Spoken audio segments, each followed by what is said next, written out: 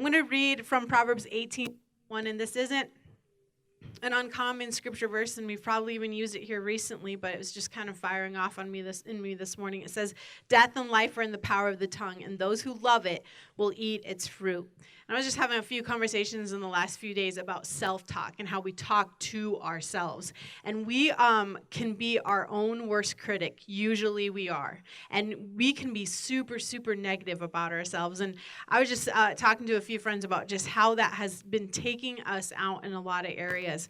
And if we read the word and we believe that life and death are in the power of the tongue, that our words have power, that they can change the direction of our life. We also read in scripture where it says that God will bless the things that we bless and curse the things that we curse. And how many times do we find ourselves cursing ourselves? And it's like, we have to watch what's coming out of our mouths, not only to one another, but to ourselves. And what we say to ourselves, we need to stir ourselves up and remind ourselves of who we are as children of God.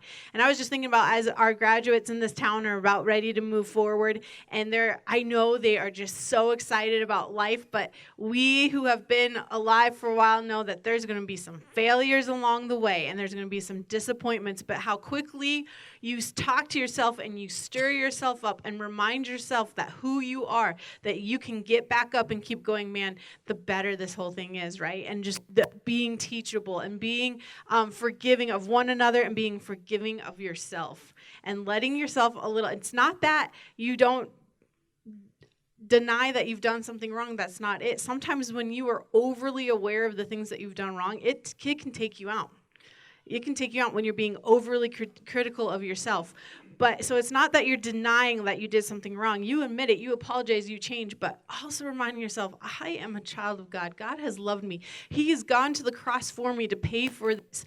I can be free and whole in Him. I don't have to punish myself. I don't have to keep myself in a low position just because I've done something wrong. I can stir myself up. So I encourage you, if you're struggling, I've struggled with it off and on. These songs were super encouraging to me today. I've been having a couple weeks of just being a little down, being a little frustrated that life doesn't always go your way, right?